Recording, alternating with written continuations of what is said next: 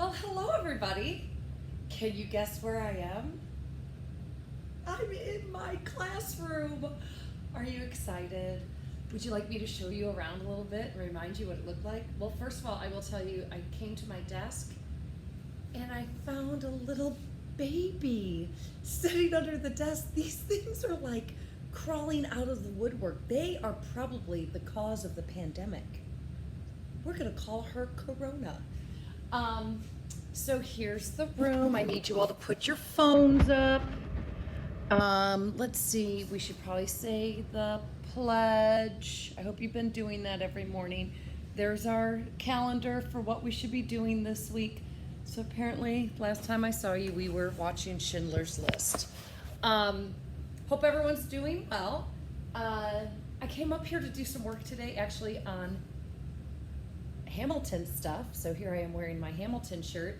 And I put all that stuff in and I thought, oh, let's just do something different. And so here I am filming in my classroom because why not? I don't know how it'll go, so we'll see. I do have like an outline for what we're covering, but is that maybe backwards for you guys? Because it's backwards as I'm looking at it. So I don't know if it is, but I'll put it on Classroom anyway. So what I want to talk to you about, what our lesson is today, we're going to end the war in Europe.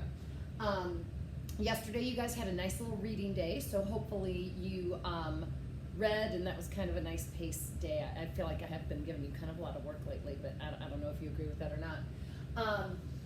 But so today I'm just going to give you some notes on how the war ends in Europe, and then we move into the Pacific War after that. So you'll have a web quest on the Pacific War that I will assign to you tomorrow, and you will do that on Friday and Monday, and it'll be due at the end of the day on Monday. So that's the plan there. Okay, so when last we spoke, we talked about D-Day, right? So D-Day being a success, a huge success, and within 1 month of the landing at D-Day, we will have over 1 million allies in Europe. They will seize control, they will regain control of France, part of the Netherlands. They'll move pretty swiftly towards the border of Germany. In the midst of all of this is an election. And I know McGarity put something on Hangouts about you guys reading the book and the hotel book and how it correlates with some things going on today.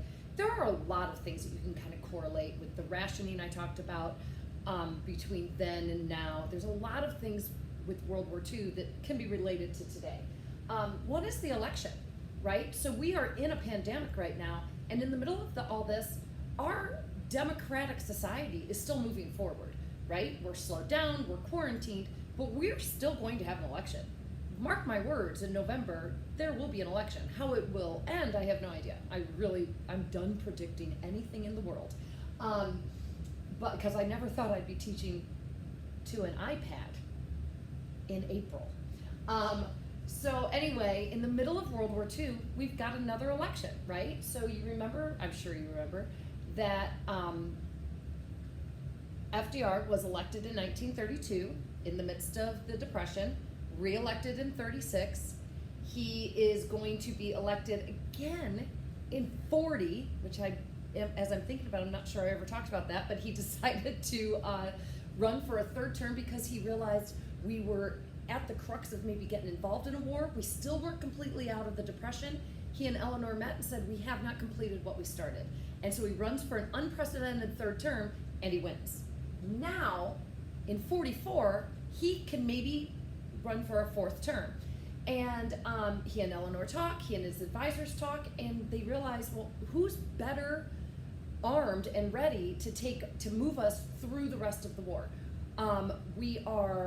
By that point, he knows that the plan for landing at D-Day is going on, and if we switch horses midstream, no one's going to have the relationship with the other Allied leaders. So FDR decides to run for a fourth term.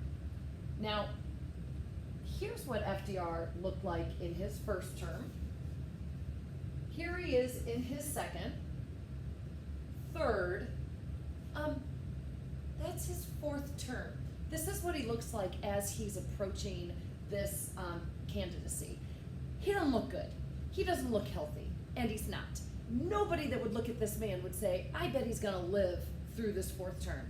So when they decide, the Democratic Party decides, yes, they will endorse him as a candidate for the fourth term, they realize it's super important that they pick the right vice president. I think you're gonna see that with Biden as well. Biden is not very young, and I really think the candidate that they choose to be his vice president is gonna be very, very important, because there's a lot of talk that Biden, if he were to win the White House, he would only be a one-term president. So whoever his vice president is gonna be very, very important.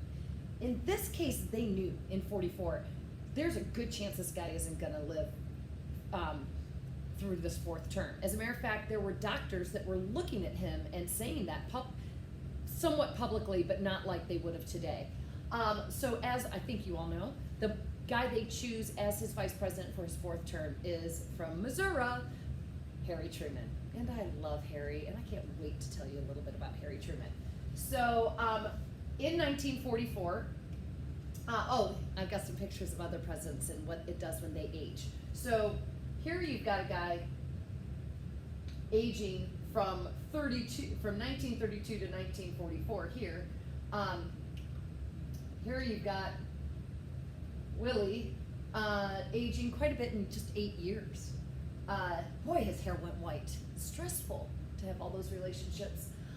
Here you have George W. Bush. He got a little bit older, a lot whiter, a lot more creases in that forehead. Somehow here he looks younger. And we all know Lincoln didn't do so well, okay? And that isn't even 8 years. So he's older, and in that election, oh yeah, here, he got grayer too, and his lines got deeper here. All right, so in the 1944 election, Roosevelt will win again, pretty handily, but not like in his early elections where it was a total landslide, right?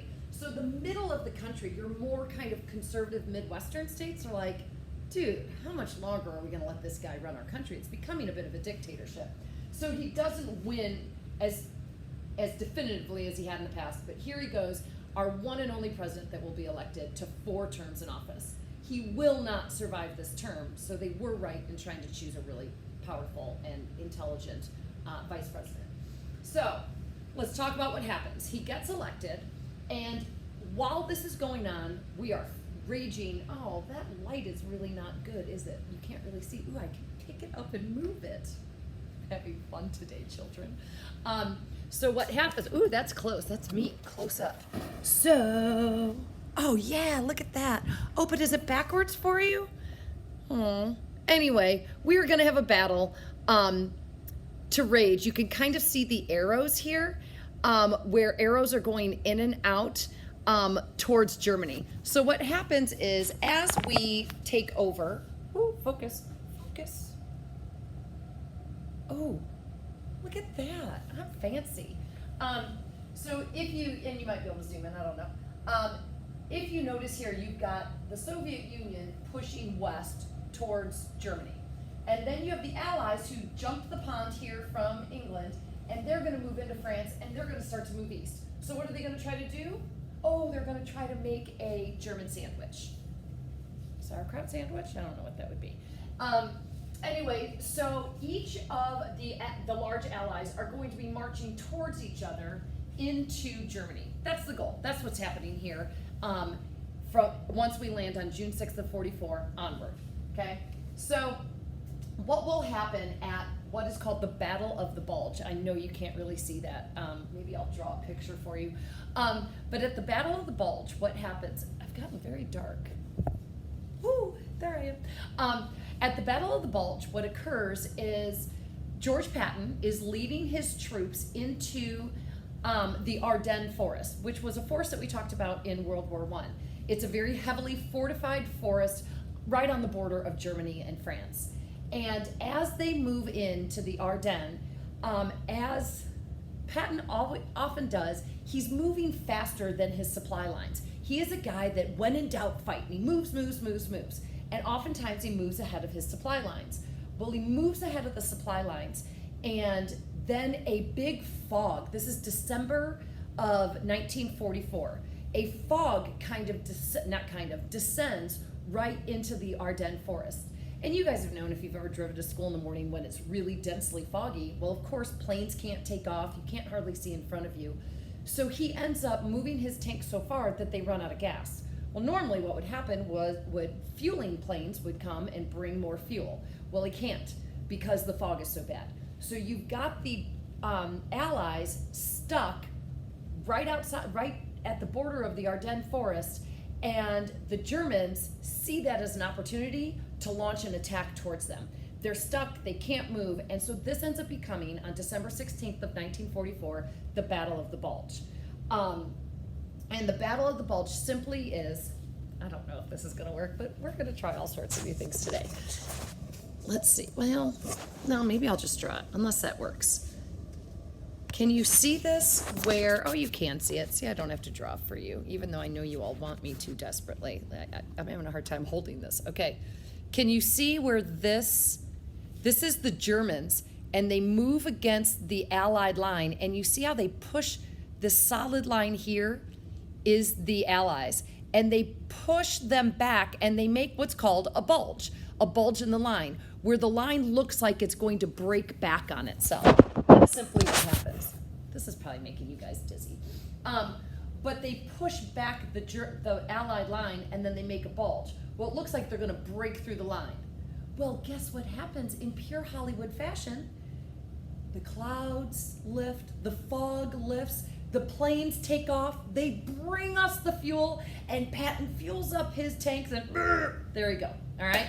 And so the Battle of the Bulge is a huge victory for the Allies, snatched out of the jaws of defeat, right? It looked like we were gonna lose and that the Allies were gonna be pushed back into France. We are not. We are able to fortify our lines, we move forward, and the Battle of the Bulge will be the last big offensive of the Germans. From that point on, the Germans are kind of on their heels.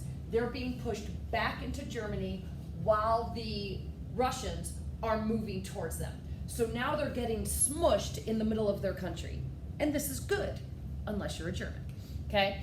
And so, at what is called the meeting at the Elbe, what will eventually happen in April of 1945, the Allies, the Americans primarily, is who we kind of focus on.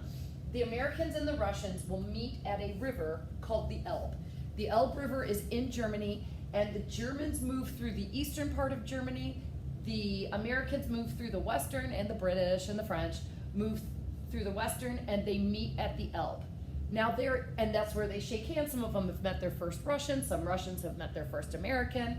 And what ends up happening is, in later years, there will be some question as to why Eisenhower didn't have the Americans go past the Elbe and go and take Berlin. Because as you're gonna see in the next unit, there's gonna be a lot of fighting over Berlin in the post-war era, because Berlin is in the part of Germany that the Russians is gonna liberate. And we're gonna have all sorts of problems because of that.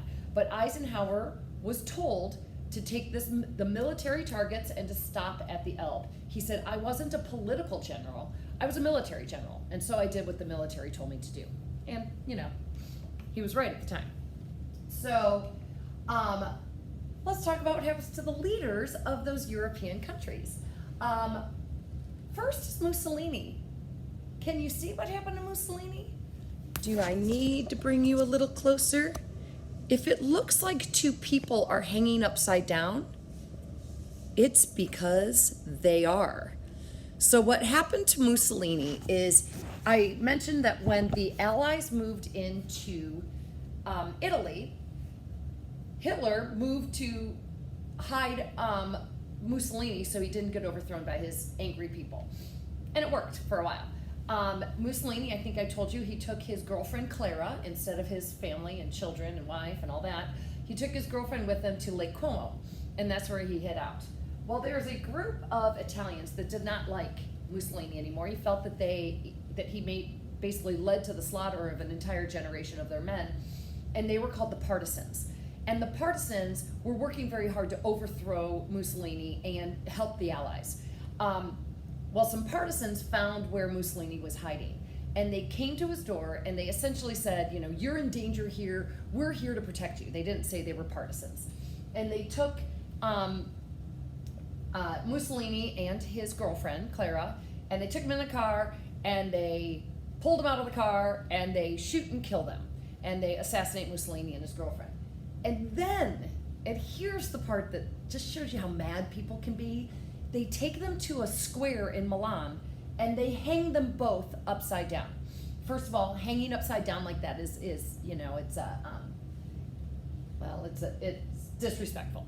And then there's a woman who comes out of the crowd and with a gun shoots Mussolini 4 times, one for every son that she lost in the war.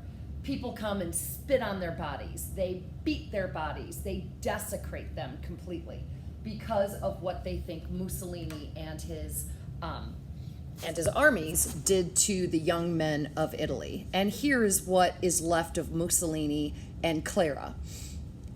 This is a pretty definitive end to a leader who was, for a time beloved and seen as kind of a savior among his people. The war changes people and certainly changed the opinion of Mussolini. Well, there's another leader in Europe that hears what happens and sees these pictures and goes, oh crap. And he hears the Russians coming from the east, and he hears the Americans and the British coming from the west, and he thinks, I am not letting people get a hold of me. I mean, think about what the Jewish population might do to Adolf Hitler. So Hitler decides he is going to take the matter into his own hands. What he's going to do is he is in his underground bunker. It's a hideout in Berlin. Some of you may have been there before, I'm not sure.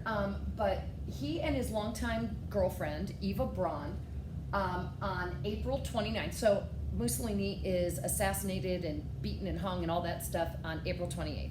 On April 29th, nothing says romance, like, possible death and destruction. Adolf marries Eva. If you're someone that doesn't really want to be married, then definitely marry a person the day before you plan on taking your own life. And that's what he does. He marries Eva. He has his beloved dog, German Shepherd, named Blondie, killed, euthanized. He didn't want people to get a hold of Blondie either. And on April 20th, he is going to shoot himself, and then Eva is going to take poison. And he has given distinct directions to his soldiers to take their bodies out of the bunker, take them up, burn them so that nobody can desecrate their corpses. This is a frustrating end for us, for both Mussolini and for Hitler. There are a lot of unanswered questions that go about when Hitler takes his own life. The Jewish population wants to know why. They want to know what they were injected with in these in these concentration camps. They just want answers. How could you do these types of things to these masses of people? And Hitler takes that away from us. He takes those answers. Now, of course, there are tons of conspiracy theories that Hitler actually did not die, that he had lookalikes. He was very paranoid that someone was always going to try to kill him. So he had lookalikes that were around the country sometimes for him. So some think that it was actually a lookalike that was killed that day, not really him, and that he actually escaped. Him taking his own life, Eva taking her own life, is not all that unique among the Nazis. The Nazis were known to carry cyanide pills with them on their body in case they were ever captured or anything happened. Rather than be captured, kill yourself. That was the way the Germans fought. It's a very different mindset than how the Americans fight a war. And I think that's why this was pretty difficult for us in a lot of ways. Here's some pictures of the bunker. I'm not sure if that glare is too bad for you guys, but, and that's all that. Okay, so with Hitler gone, with Mussolini gone, as you can imagine, the resistance in Europe starts to dwindle, especially as the armies start moving closer and seizing control of these major cities. And so, on May 7th of 1945, Eisenhower will accept the unconditional surrender from Germany. And so the war in Europe is over. May 8th of 1945 will be known as VE Day, or Victory in Europe Day. And you can imagine, think about it, you guys, right now. When they lift this quarantine and they say we can, I don't know, maybe go to school, maybe go to a concert, maybe, I don't know, go to a party, I don't, whatever it is you want to do. Can you imagine the celebrations that we're going to have when we can do it? Especially if it's today we're quarantined, tomorrow you can do whatever you want, which I don't know if it's going to be like that. But that's what happens here. The war is over in Europe. The celebrations in the United States are huge, except we're still fighting because the Pacific is still going on. And the Pacific is a totally different war. Where most of this is land, we are going to have a lot of sea battles, almost all sea battles in the Pacific. Also, our enemy in the Pacific is very different from the Western mindset of trying to get home to your loved ones. And we will talk a little bit about that tomorrow. I'll give you some notes on that tomorrow and then give you your Pacific web quest. I hope you're all doing well. I hope this wasn't too weird. I just wanted to do something different. I wanted to be in my classroom. I miss it. Would you like to look out the window and see how it looks outside in the spring? See, it's springy. Can you see my trees? They're starting to bud. Anyway, I hope you're all well. Take care. Bye-bye.